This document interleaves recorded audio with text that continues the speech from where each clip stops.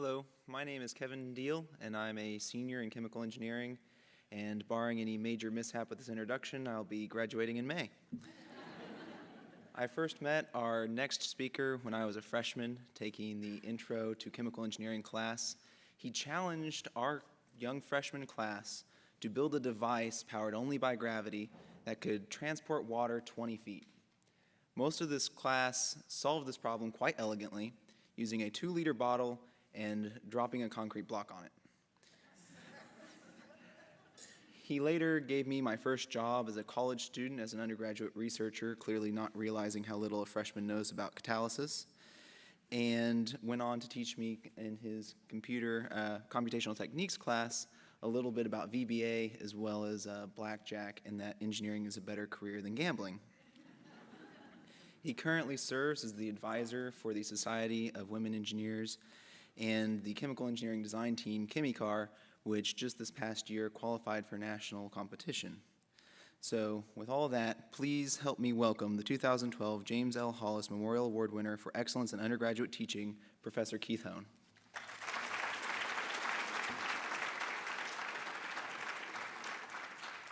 Thanks so much, Kevin, for the wonderful introduction. I'm very lucky to be teaching in the chemical engineering department where I get to work with great students like Kevin.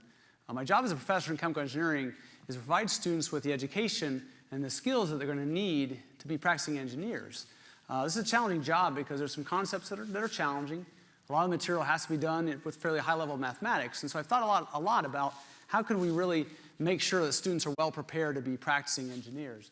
And so I'm going to talk today about some of my recent ideas on trying to use some unconventional examples to help give them a conceptual framework to consider some of these new ideas.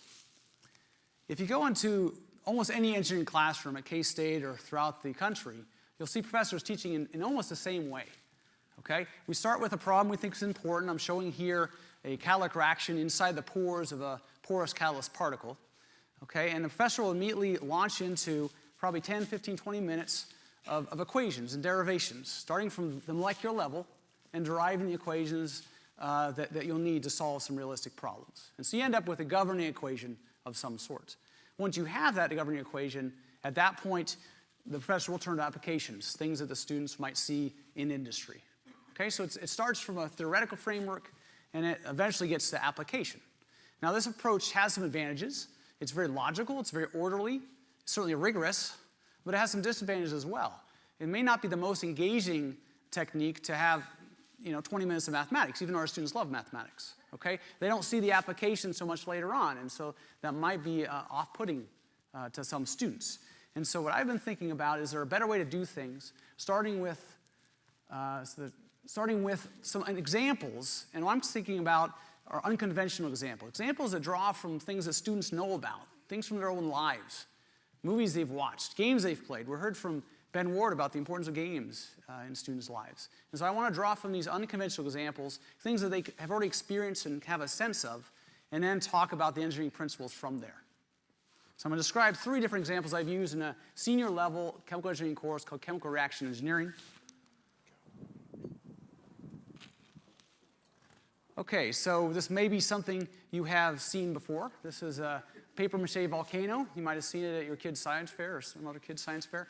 And what's happening is you put baking soda inside there, put some food coloring, some soap, some water. You pour in vinegar. That's what's being poured in the video. And it fizzes. It looks pretty cool. It looks like lava coming out. Very cool stuff.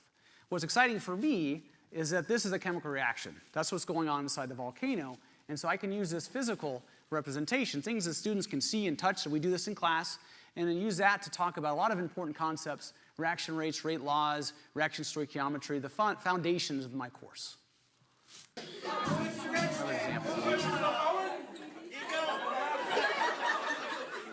Okay, so what game are we playing here? Musical chairs, right? So I think most people are familiar with the concept. There aren't enough chairs for the number of people trying to sit down. Okay, and so at the end, someone's going to lose this game or they don't have a chair. Okay? I use this as an analogy to what happens on a catalyst surface. A catalyst is something that speeds up a chemical reaction, but it can only do so if the species absorbs on the catalyst surface. So here's a catalyst. The black dots are catalytic sites. There's, I think, 20 or so in this picture, but they're not enough for all the reactants. So I go to absorb my reactants, A and B, are two different species. They can't all react. You can see there's 4 A molecules here that have not absorbed. If they don't absorb, they can't react, and the reaction rate's going to be slowed because of that. Okay, this is a very important concept. It's a molecular musical chairs, if you will. And so I can use this to talk about a variety of concepts in that class related to catalytic reactions. One more example. One more video. So if you can't tell, what's in the bucket of this truck are thousands of yellow rubber ducks. Okay, so this is a duck race. They have these all over the world, apparently. And it's usually a charity event. You have your name, you put your name in, they put it on the bottom of the duck. They dump your duck in the water with the thousands of others, and if you happen to win, then you win a prize or something. Okay, what's exciting here is you look what happens to the shape of the ducks, the massive yellow ducks floating through this river. Right, they are spreading out. They're forming some different shapes. You can start to see the right-hand side is faster, right? So if your duck's on the right-hand side, you got a chance. If it's on the left-hand side, you really don't. And what's happening is that there's mixing, there's different flow patterns in this channel that are causing the ducks to flow out at different rates. Okay, this is a very important concept as well as chemical reactors, because how things mix, how things flow through tubes, that affects how a reactor behaves. So I can use this duck race to talk about important concepts such as a residence time distribution. We talk about how to measure the residence time distribution, which is really just like the duck race. We dump in a tracer molecule, which are colored molecules of some sort, and then we kind of monitor them over time when they come out, just like we could pick out ducks out of this river. And then we talk about flow patterns as well in reactors and how those affect the reactor performance. So I'm gonna leave you here and just encourage you.